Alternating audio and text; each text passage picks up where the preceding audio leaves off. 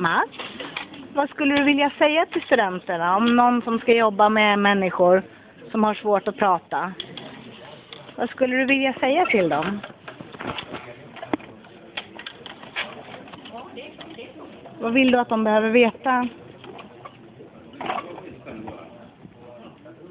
A, T, T, M, A, N, att man, I, N, T, E, att man inte,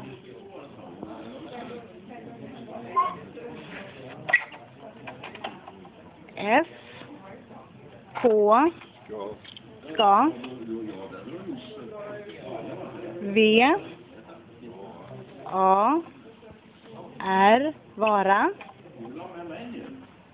R, Ä, D, att man inte ska vara rädd.